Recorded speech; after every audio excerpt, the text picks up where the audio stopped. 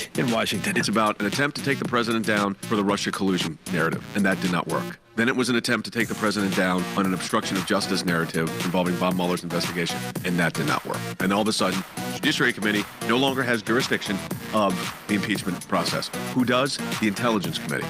You don't impeach a president because you have a policy disagreement. Jay Sekulow live, weeknights at 6, right before Larry Elder at 7, on AM 1250. The Answer.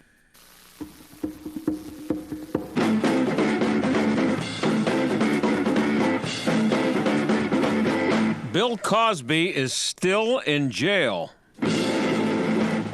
Yeah, think about all the things that you've done, places you've been since last September, not 2 months ago, 14 months ago, and think about where Bill Cosby has been. He's been in a jail cell at SCI Phoenix. That's a maximum security prison about 20 minutes away from Philadelphia, where he grew up and where he lived in a really nice house until they dragged him away to prison. Think about the life Cosby was leading there before he checked into his cell. And by the way, I think I've mentioned it here before, I have been inside a maximum security prison to do stories for TV.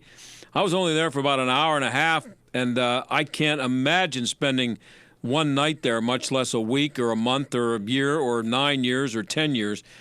Cosby is serving 3 to 10. And he spoke for the first time since he went in there. He did an interview with NNPA Black Press. It was a telephone interview, and I wanted to run this the interview, but the audio is really bad. But the headline is that he has no remorse. Bill Cosby, no remorse, even though he knows that if he'd like to get out on parole, no remorse usually means no parole. So Cosby's working as a mentor to the prisoners there, most of whom are black, and he's telling them all the right things, same as he was doing before he became known as a serial rapist. He was saying these things for a long, long time. He's a speaker in a prison program called Man Up, and he tells them about the importance of family and education. He says, this is a quote, "The influx of drugs and what they've done with their own history, if they would pay attention to these things, like education first and respect others first," and then he says, it's almost insane to hear someone say they don't know how to be a father. So that's what Bill Cosby's doing in prison. Unfortunately, what he's telling these guys is too late in most cases, too little and too late. They're already serving long sentences. Some of these guys are in their 50s and older, and they've spent their entire adult lives in prison, maybe in that same place. I don't know. It's terrifying to think about. And in the interview, he also says that he's innocent of all those charges of rape and all the testimony from all those women. And he says, taking reruns of the Cosby Show off of TV is just more proof that those in power, quote, have long considered to remove anything positive from the black community, which is insane when you think about how long his show was on the air, top-rated show, loved by everybody, white, black, Hispanic, whatever, everybody loved the show. And then you think about Oprah. I think she was on for a few years. She was okay, seemed to be having success, and nobody was interested in removing her. And the fact that Barack Obama was president for 2 terms. But it's just a shame that he's playing the race card even in prison and even as he's telling giving these guys such great advice. But as you're listening to me right now, the cause is probably standing in the chow line, getting ready to eat whatever they serve on Mondays there at SCI Phoenix. I'll bet it's delicious. And it's too bad that his message is only being heard inside a prison. But you know what? It's also where he belongs. After the break, we're going to talk about some rough rebounders, and it has nothing to do with basketball. Stick around. Learning from each other while we do our thing. Gonna have a good time. This is Bill Cosby coming at you with music and fun. And if you're not careful, you may learn something before it's done. Hey, hey, hey. They blow into town with the wind, rain, and hail. And out-of-town storm chasers going door to door, often posing as a local company offering a quick fix to desperate homeowners. If you've had damage to your roof, windows, siding, or gutters and downspouts, you may be eligible to get them replaced or repaired free of charge. Just be careful who you call. Visit WindowsRUsPittsburgh.com for a free inspection from one of their highly trained appraisers. With over 50 years in home remodeling, Windows R Us is the area's premier exterior replacement company for roofs, siding, gutters and downspouts, doors, and of course windows. If damage isn't your issue and you just want something new, you'll love their no-pressure approach, no hidden fees, and one of the fastest turnaround times in the industry. A company who will never skip town when it comes to honoring their warranty. Visit WindowsRUsPittsburgh.com. Mention STAG for an additional 10% off. Windows R Us, proud sponsor of the Jerk of the Week, heard every Friday on the John Steigerwald Show. WindowsRUsPittsburgh.com. Confusing, tedious, worse than a math test. That's how most Americans describe shopping for health insurance. Yep. Open enrollment is here again. You have until December 15th to choose something very expensive that you hope to never use. And if that makes you want to stick a red-hot poker in your eye, call Marley Financial. Marley has every plan available in the tri-state, but they also offer some of the most innovative solutions to tackle the high cost of health care. Heard of first dollar benefits, the most expensive part of a health plan? They're great if you visit the doctor a lot or take medications, but if you're healthy, why pay it? A catastrophic plan through Marley may be all you need. Or how about a high deductible plan you can pair with a supercharged HSA? Not all plans qualify, but Marley's do, offering double benefits to cut your out-of-pocket costs in half. Call Marley Financial today at 724-884-1496 for a custom-designed health plan with the coverage you need at a price that's right for you. 724-884-1496 or at marleyfg.com. Hey, I'm Andy. If you don't know me, it's probably because I'm not famous. But I did start a men's grooming company called Harry's. The idea for Harry's came out of a frustrating experience I had buying razor blades. Most brands were overpriced, overdesigned, and out of touch. At Harry's, our approach is simple. Here's our secret. We make sharp, durable blades and sell them at honest prices for as low as $2 each. We care about quality so much that we do some crazy things, like buy a world-class German blade factory. Obsessing over every detail means we're confident in offering a 100% quality guarantee. Millions of guys have already made the switch to Harry's, so thank you if you're one of them. And if you're not, we hope you give us a try with this special offer. Get a Harry's starter set with a 5-blade razor, weighted handle, shave gel, and a travel cover, all for just $3 plus free shipping. Just go to harrys.com and enter 3388 at checkout. That's harrys.com, code 3388. Enjoy. Like the rest of us, you're probably tired of all those annoying sales calls to your home telephone number. Now, there's a solution. OurOldNumber.com will block those pesky robocalls from getting through, and most live sales calls will hang up. So how does it work? Callers to your home telephone number will hear a personalized greeting from you. The caller selects the family member they wish to reach, and the call is immediately forwarded onto the family member's cell phone. There's no equipment to buy, there's nothing to install, no long-term contracts. It's still your phone number and remains in directory assistance. The service is only $9.99 per month, and you can eliminate your landline connection and save money. Now, calls to your home phone number can reach any member of the family wherever they are and get rid of those annoying sales calls. OurOldNumber.com. It's just $9.99 per month. Go to OurOldNumber.com to learn how you can get started blocking sales calls today. That's OurOldNumber.com. OurOldNumber.com. You'll be glad you did. You're listening to the John Steigerwald Show on AM 1250. The Answer. Well, the Democrats' plan to impeach Donald Trump doesn't seem to be working all that well for them. The polls show that independents have gone from being kind of split on the idea to being against it by about 3-1. That's not good news for Nancy Pelosi or whoever is nominated by the Democrats. Salena Zito is a columnist for the New York Post and author of The Great Revolt, Inside the Populist Coalition Reshaping America. And she takes her own polls by going out on the road and, talking to the people. She joins us now. Salena, thanks for being here again. Oh, thanks so much for having me. Yeah, I spend most of my time on the back roads of the country. I don't fly and I don't take interstates when I'm reporting.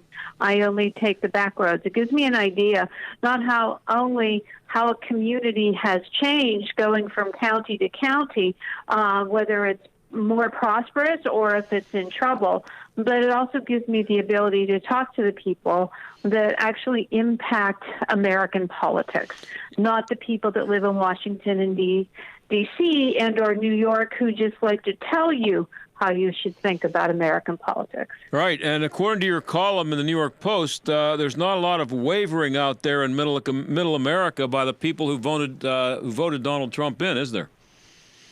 No, there isn't. So there's an update to my book, The Great Revolt Inside the Populist Coalition, Reshaping American Politics. There's an extended afterword. And essentially we ask, was this a fluke, what happened in 2016, or is this the new coalition that sort of conservative, but it also has a populist streak in it that has a strong and a healthy, I would say, skepticism of all things big, like large institutions, Hollywood, large media complexes, political operatives, politicians. And we found that, yes, this coalition is not a fluke. It's real. Donald Trump did not create it. He is a result of it. And we go over what happened in 2018 in the midterms, but also what to look for in 2020. Even though the Republicans lost the House in 2018, if you look at it, when you read the book, you will understand that this coalition still did stay together, and it still is strong. And you saw the larger evidence in it in statewide elections, like the Senate races. There's that little thing called the Electoral College, so that's kind of played a little bit of a factor in 2016. Yeah, you mentioned the distrust of big institutions, and you say that Donald Trump didn't create it. There might be among some Trump followers the belief that he converted everybody, but was it more a case then of him just tapping into what was already happening? He had a great instinct into understanding what's been happening in this country. I would say, I would argue since 2005.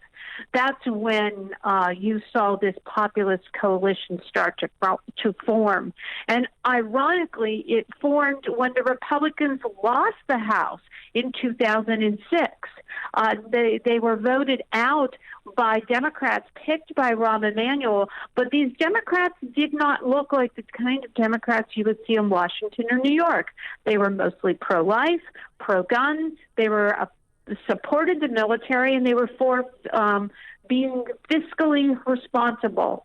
So it showed what it showed us. It gave us a peek into the voters not trusting either party, and that they were tired of sending Washington a message with their vote and Washington misreading it, which is why then the voters flipped back on the Democrats in 2010, went back to the Democrats in 2012, and flipped back to the Republicans in the 2014 midterms, the 2015 off-year elections, and that sort of culminated in the 2016 presidential election when the establishment types on both sides of the aisle said, oh, well, wait a minute, they don't like either of us. Unfortunately, they've not decided to be sort of reflective about it and say, wait, they picked him over me. Instead, they continue to make fun of this coalition. And none of them are doing anything to win over any of these either disaffected Democrats or reluctant Republicans back to their fold. And that's why Trump is still very popular among the people that put him into office. And are the Democrats out there preaching to their choir, and they seem to be still singing the same song to the people who voted for them last time, the people on the coast, the really liberal, just the conservative hippie liberals that are out there, that they seem to think that they can just sing a little bit louder, and those people that they're going to win, and they're not doing anything to reach the very people that you're talking about who have left them. That is exactly true. So much ado has been made by Bloomberg jumping in and Deval Patrick jumping in, or in the messaging of Elizabeth Warren or Pete Buttigieg or Joe Biden. But the truth is, all of them are singing the same song, as you said. All of them are saying various degrees of the same rhetoric that Hillary Clinton used, and added to that disconnect with voters that matter, like voters in Pennsylvania and voters in Ohio. I mean, you tell a Western Pennsylvania Democrat that I am banning fracking on day one in my presidency, let me just tell you that they're going to say, oh, really? Okay, well, guess what? I don't like Trump, but I'm not voting for you either. I'm just staying home because that's my pocketbook you're talking about. That's my community you're talking about. That's my college education for my kids you're talking about. So I'm not voting for any of you guys. And your byline of the piece in the New York Post is Jefferson, Ohio. Where is that?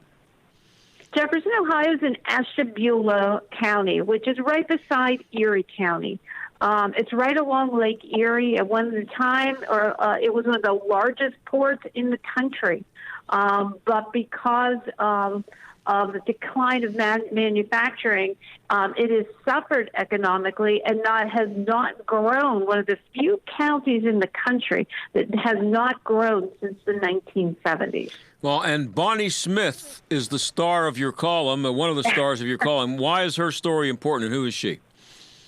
Well, Bonnie Smith is interesting. She's, if you read The Great Revolt, which I hope everybody does, it's not a pro-Trump book, but it helps you understand who this coalition is. Bonnie Smith is part of the 7 different archetypes that make up the coalition. It's a very different coalition. There are people that you would never think that would vote together, suburban Republicans, along with someone like Bonnie Smith, who voted straight Democrat all of her life, voted for Obama twice, and even voted for Bernie Sanders in the primary. And she's very different than some of her counterparts in the book, like Girl Gun Power, which are suburban women in places like Kenosha, Wisconsin, or Baldwin, Michigan, or Erie, Pennsylvania, who identify themselves as feminist, under the age of 45, live in the suburbs, college educated, but because they think of themselves as feminists, they think that the most empowering thing they can do, which is what feminism is all about, empowerment, is to protect themselves and or their families, so they are strong supporters of the Second Amendment. So, but Bonnie Smith falls in a different category. She is the old-time Democrat who flipped to Trump in 2016 and is not looking back. Yeah, and you mentioned that you talked to her. She was one of the people you did interview for your book, The Great Revolt. And now you're going back and talking to some of the people you spoke to for the book and finding out if they've changed their minds. And she's someone who has not, apparently. Yes, none of them have. Before this article went to print, I was only able to get a hold of 22 out of the 24, but all have confirmed that they are still voting for Trump. I just had a hard time getting hold of 2 before the story went to print. But yeah, most of them said, I'd vote for him twice again if I could. Well, now, they're happy with the results. They don't always care for his comportment, but they do like his policies. It seems like his deportment and his the tweeting. Well, I'm going to ask you about the tweeting in a second, but the way he acts, and everybody knows that he's not the most presidential acting president we've ever had. That stuff doesn't matter, and it would have mattered a lot if what he had done in 3 years hadn't been successful. But it doesn't matter at all to them because it's worked. He's the flip side of Barack Obama. In Michigan, Ohio, Wisconsin, Pennsylvania, and Iowa, the counties that we went to, or the states we went to for the book, 23% of those voters voted for Barack Obama twice and then voted for Trump. Obama is different in that people liked him personally. Mm-hmm. They thought that he was a good family man, that he spoke eloquently, but they hated his policies. So he's sort of the other side of the coin of Trump, where they don't always like his behavior, but they love his policies. Now, let's get to Twitter. Does Twitter hurt or help Trump with the people that you say were, quote, hiding in plain sight in 2016? Whether he does or does not tweet will not impact their vote, whether they do or do not like it. Well, then most of them understand that Trump, two things happen when Trump tweets. First of all, they know that he's made this decision to throw this sort of Molotov cocktail out every morning on his Twitter feed. Mm-hmm. And just see what happens. And second of all, it's almost as if when he tweets, he's letting his supporters know that they're in on the joke with him, that this is about bypassing our profession and speaking directly to them. And part of it has to go back to what I said that time I interviewed him in Pittsburgh, when I said the voters take him seriously, but they do not take everything he says seriously. Sort of like the guy, your cousin at the bar, when he talks about how he's fishing. You know, there's a little bit of hyperbole in there, but that's part of the charm of the story. Whereas my profession takes everything that he says literally. That's part of our job. But we do not take him, my profession does not take him seriously. They don't think of him as a serious person or a serious president. And we're talking to Salena Zito. She's the columnist for the New York Post, but also the author of The Great Revolt Inside the Populist Coalition, Reshaping America, that she wrote prior to the 2016 election, and she's now kind of updating it and getting ready for 2020, which is hard to believe is 11 months away. Salena, what is a tough rebounder? Oh, rough rebounder. Oh, I'm sorry. So rough rebounder, yeah. Rough rebounder is one of the archetypes. These are people that have had a tough life, whether it was a divorce, multiple divorces, economic setbacks, illnesses. Life has not been a straight path. There's been a lot of stops and goes and some tragedies in their lives. They're the first people that went to Trump rallies. They see through him someone who was able to push through adversity, through people making fun of him, through economic failures, through multiple bankruptcies, and be able to become, to run on the Republican ticket for president and ultimately win as president. They most identify with him because their lives have not been a straight line. And how much do these people, how much are they influenced by what's happening in Syria? Not at all. None? No. I mean, look, a lot of these voters in all the archetypes are incredibly weary of sending family members and friends and community members off to war, wars that we are incapable of winning, not because we lack the talent in the technology and the expertise, but because these are places in the world that know nothing but conducting war on each other. I have about a minute left, and I'm up against a hard break, so I got the simple question for you. Are you more or less convinced that Trump will win in 2020 than you were in 2016? Because you were one of the few who thought he was going to win. I'm in the exact same place. I thought he was going to win in 2016. I just came back from 27,000 miles across the country, all back roads, and I don't see a change whatsoever. What I do see is, in 2016, only 34% of people told a family member or friend that they were going to vote for Trump. I suspect that number is going to be double because of this new cancel culture. And I think that's going to be a struggle within the polling because it's going to be really hard to identify where exactly the president is among these voters. Salena, I'm out of time. Thanks again. Always great to have you on, and I'm sure we'll be talking to you a lot between now and next November. Thanks. Thanks so much for having me. Okay, we'll be right back.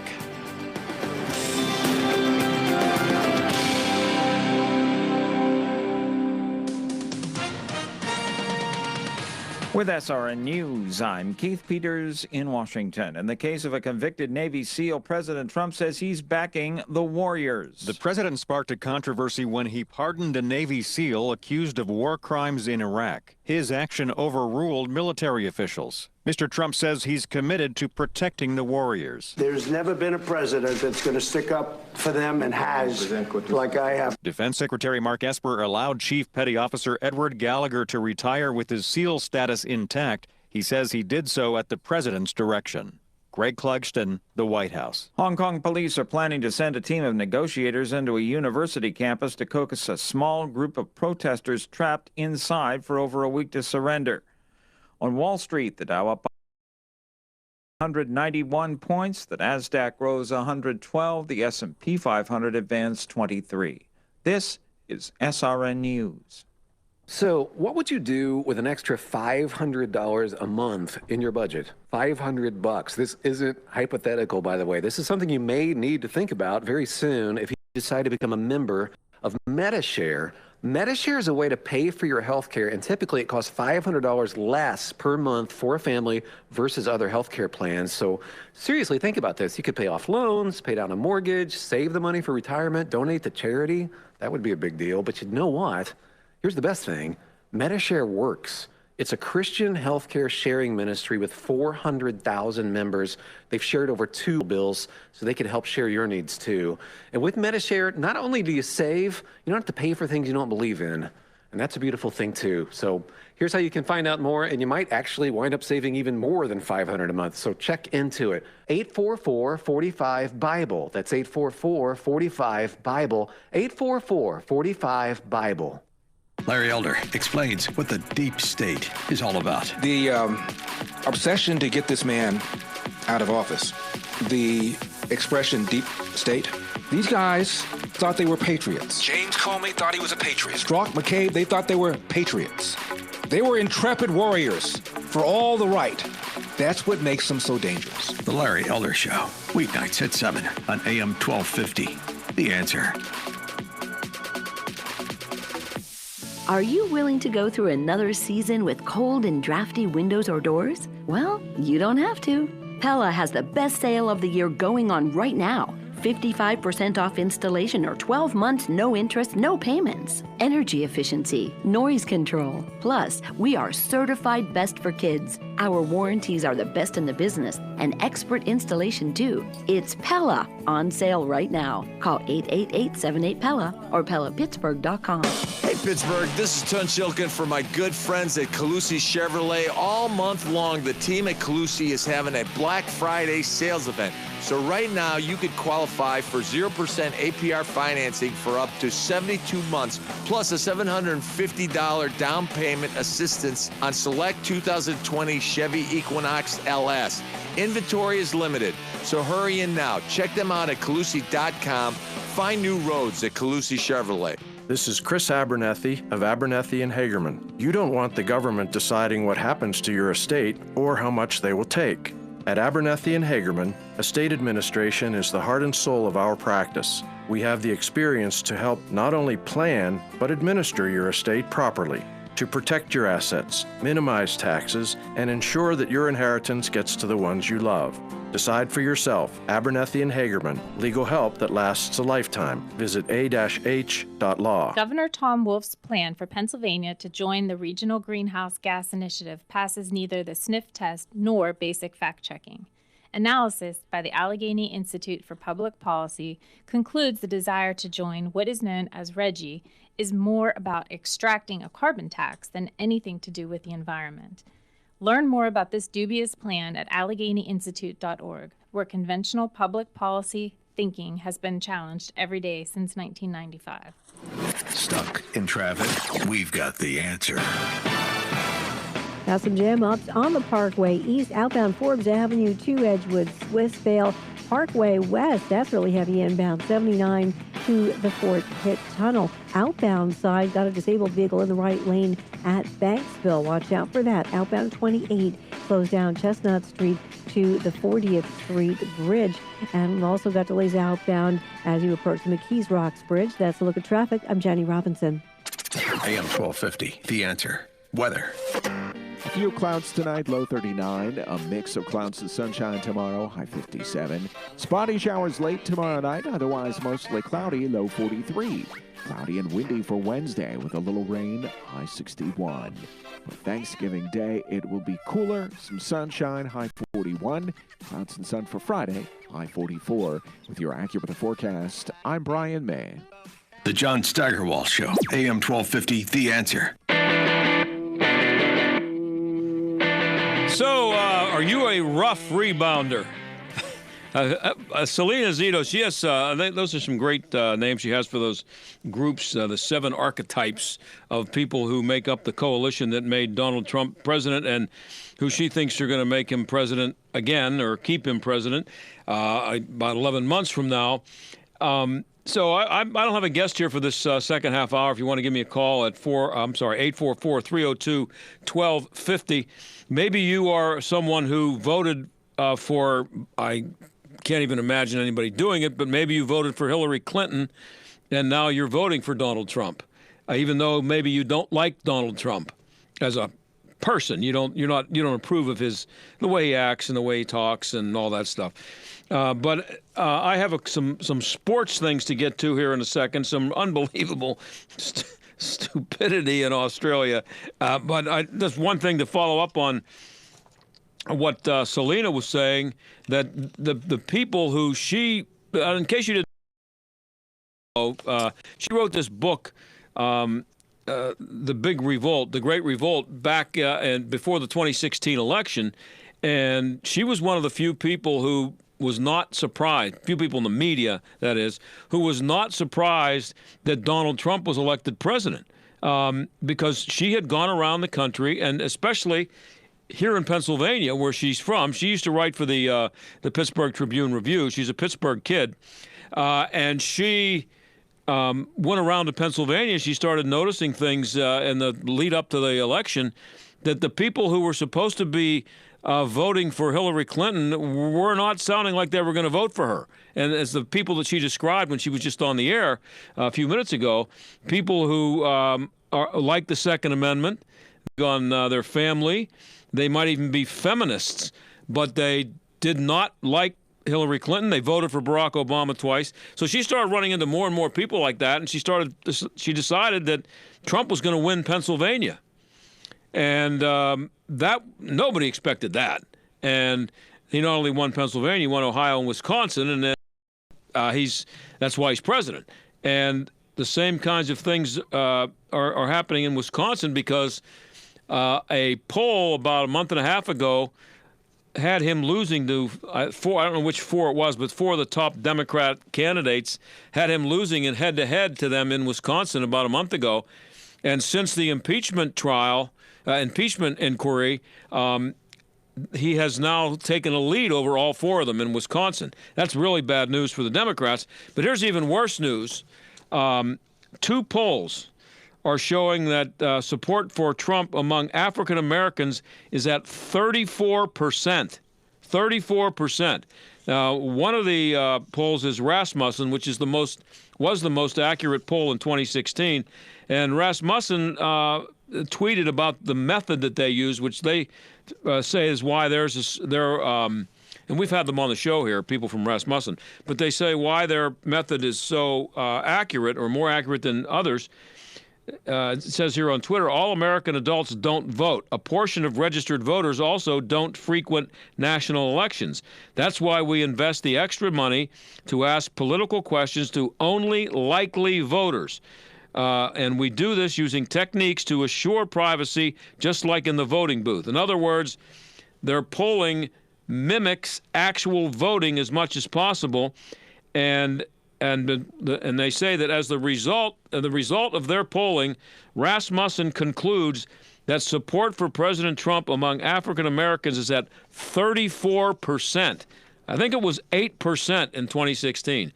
And it's 34% according to Rasmussen, but it's also 34% according to another polling group called Emerson.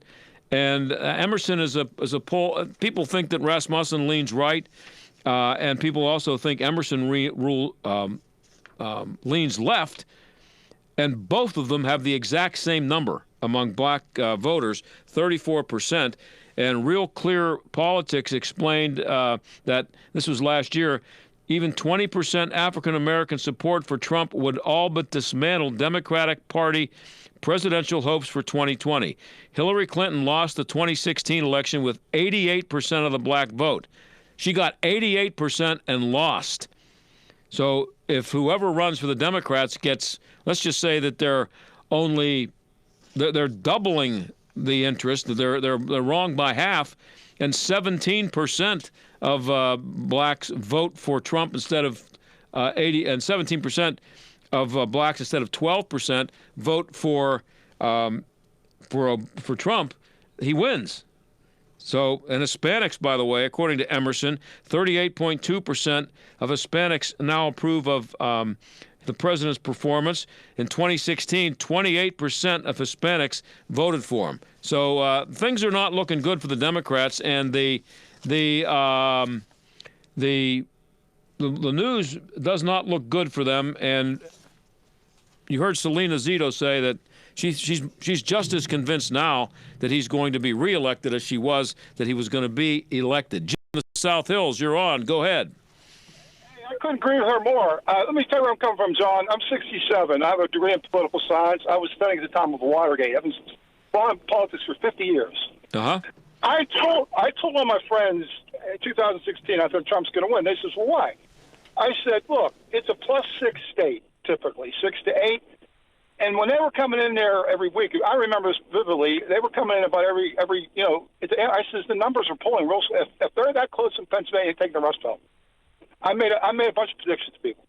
It wasn't hard to figure out, really. Yeah, well, I had one friend who, and he works in the media, and I can't tell you who it is because he doesn't want his politics to be known. But I had one friend, and he told me right up to Election Day, when the polls were out there saying that Hillary, not polls, but somebody was out there saying her chances of winning were 98%. He told me right up till noon on Election Day, he's going to win. Don't worry about it. He was a Trump guy. He knew what he was talking about. Well, I mean, here's the reason why, John. Here's the reason why. They double weight the polls. I'll give you an example. If the polls say, like, let's say it should be a +6 for the Democrats, they put a +8, excuse the results. I tell people the only polls to watch are the ones of the last week or two. Reagan in '84. The polls, I think it was the third week, I believe, in October, he was down to Mondale. I mean, think about that. He won every state, but I believe the 49 to 1. Yeah, 40 to 1. Exactly. 49 to 1. Yeah, exactly. I remember that election very clearly. Yeah. I've been following politics for 50 years, Johnny. I mean, this is just. I mean, I like your sports stuff, but I like when you get into politics even better. Good. Because you're one of the few. Yeah. I mean, it's right on. Well, the idea of the show is that I was told, I've been told for a long time that sports fans can't talk about politics, and people who follow politics can't follow sports. And just from my own friends, it's insane. It's ridiculous. Well, you know what? Conventional wisdom, they say about conventional wisdom, John. Yeah. What is that? Well, what it means is, whichever way the mob goes, you go the other way. I mean, because it's group thing. It's group thing. I call it group thing. Yeah. And it's the term I use. And it's just that, look at this speech, and I'll put it down to two simple questions. I took a term paper on ambassadorship, believe it or not, when I was in college. My professor was a former junior ambassador to Iran, who was Dr. Richard Cotton, okay? Yeah. I know how the gig works. Let me tell you how it works. Lifelong Republican. What does he do? He flips in 2008. Why did he flip? He wanted ambassadorship. So, no question. Here's how it goes. Here's how it works. I'm telling you. This is the same thing. They donate a lot and they bundle it. And when they bundle it and they get to $1 million, that's enough to get a gig. Right. They're highly into the administration that puts them in because they feel loyal to them. Okay. Now they won't do this for posts like China or Britain. I mean, we really need the real diplomats. They don't do it, but they sell the posts. Right. And so there's so much corruption. And there's two questions on this impeachment. Two. Here's what I tell people: if you think that with the impeachment process, the way it is now, if President Trump, in the course of his job, if he was looking for corruption, which is endemic in Ukraine, and incidentally Biden was there, that's fine.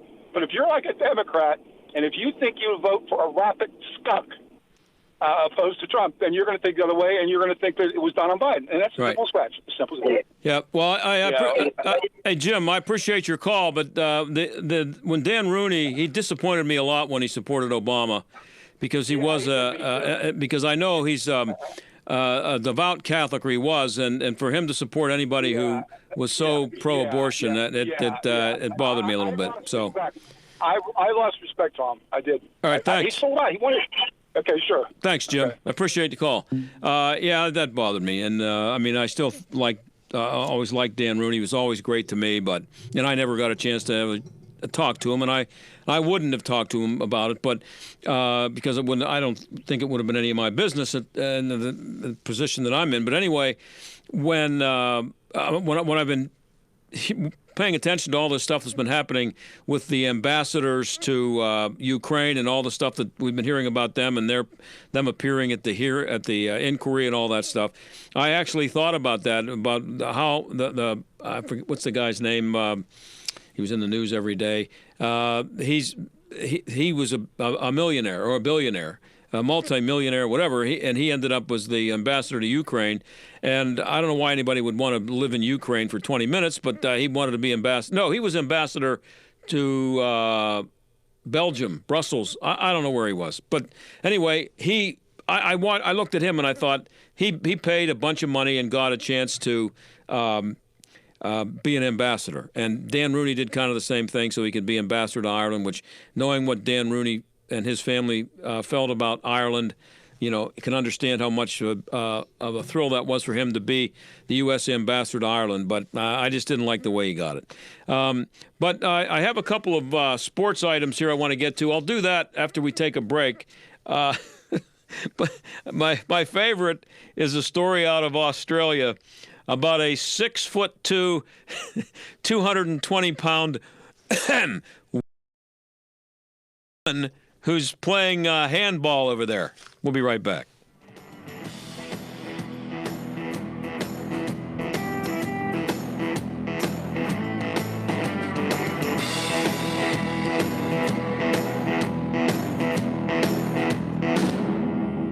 We're living in a very successful, affluent society for many people. Yet it's also true that there are people that are being left out of that. And how do we reach those people? Joelle Gilliam, Executive Director at Light of Berg's Northside. So part of what Light of Life does is that we help them in our education and employment program to connect with workforce development, to look at the skill gap that exists. And so we're partnering with places like the community college. We're taking our clients, once they are clean and they are ready to move on, now they can actually get credentialed in an area where they can be hired to work with UPMC or Google or Amazon or these other places. And so it provides an on-ramp for those who are left out to get back involved in society.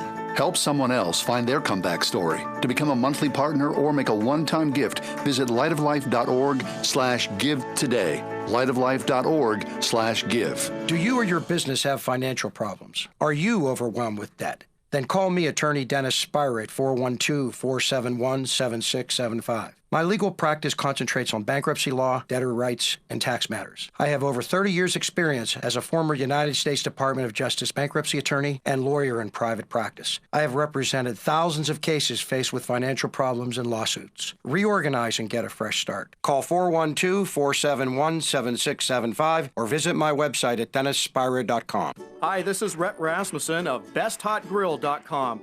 Not only do we have great grills, but also the best hot patio heaters. We are the nationwide distributor for Bromic Radiant Patio Heaters, the very best patio heater that you can get. The Bromic heaters use the same radiant burner technology as our Solaire infrared grills, so they heat up fast and keep you warm so you can enjoy your backyard grill and outdoor living spaces into the night and all year round. Bromic heaters have stylish contemporary designs that fit perfectly in backyard and restaurant patios.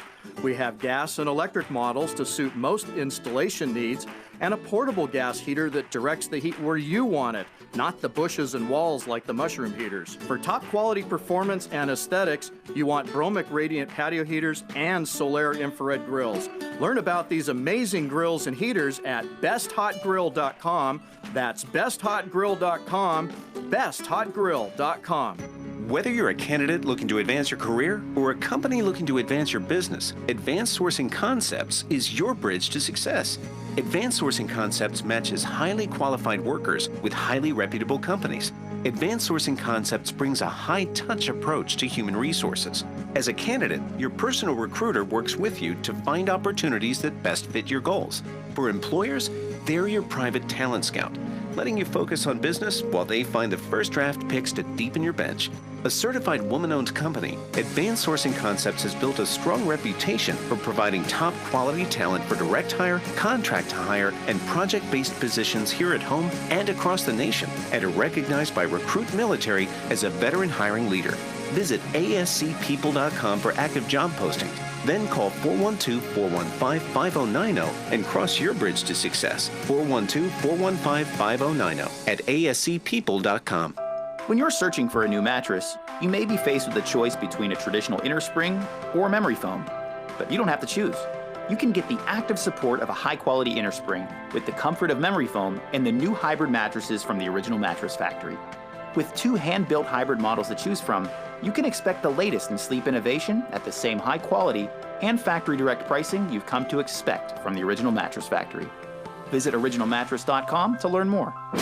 This is the John Steigerwald Show on AM 1250. The Answer. Okay.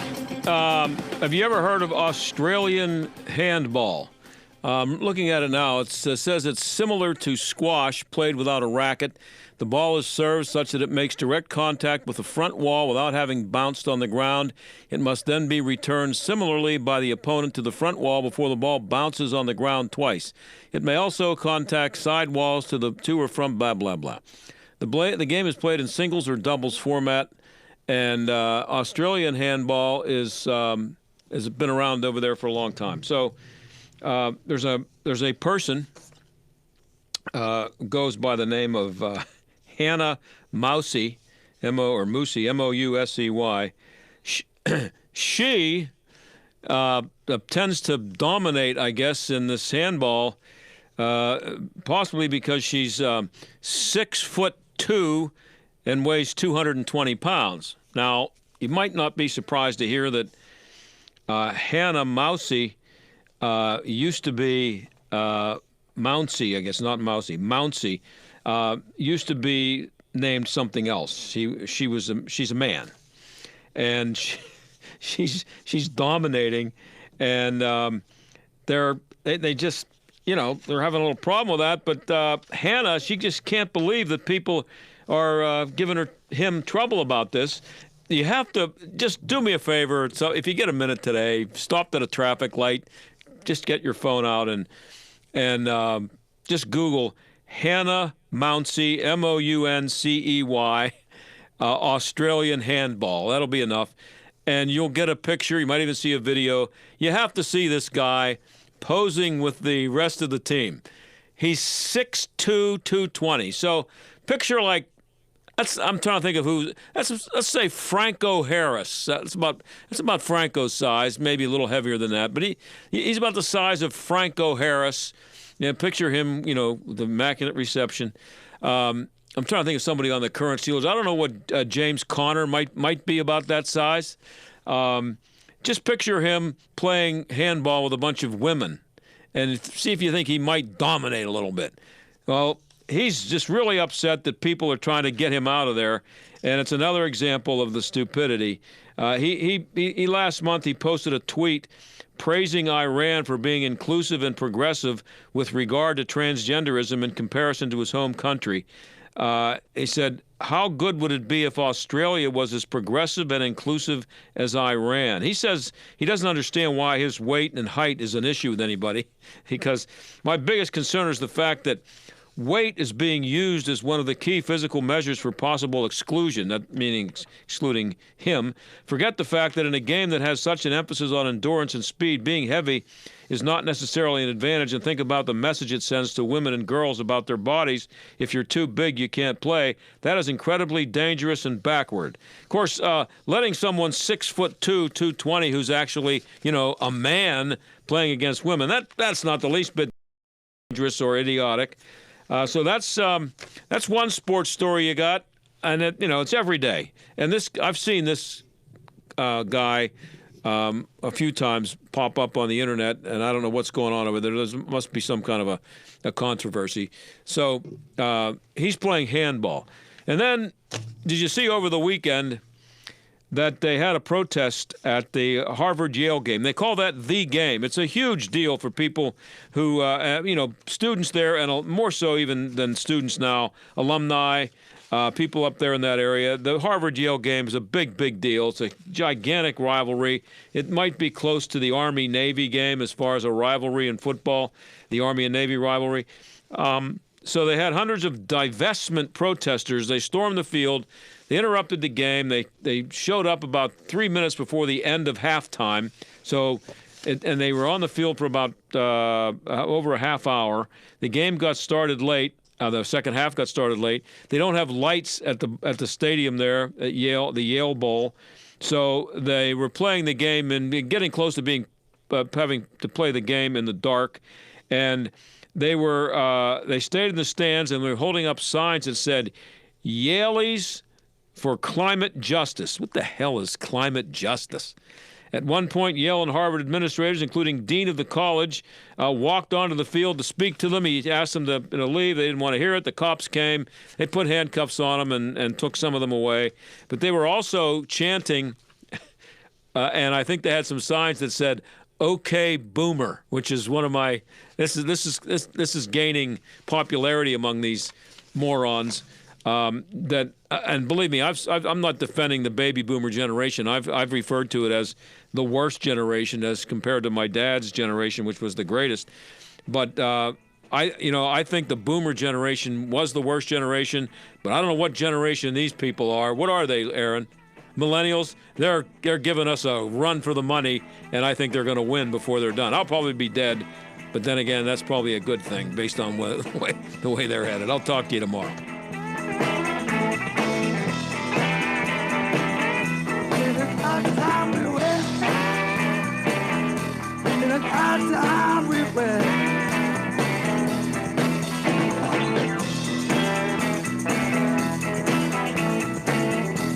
The John Steigerwald Show is a production of AM 1250 The Answer and Salem Media Group. The day after Thanksgiving, feed your soul. Join Amen.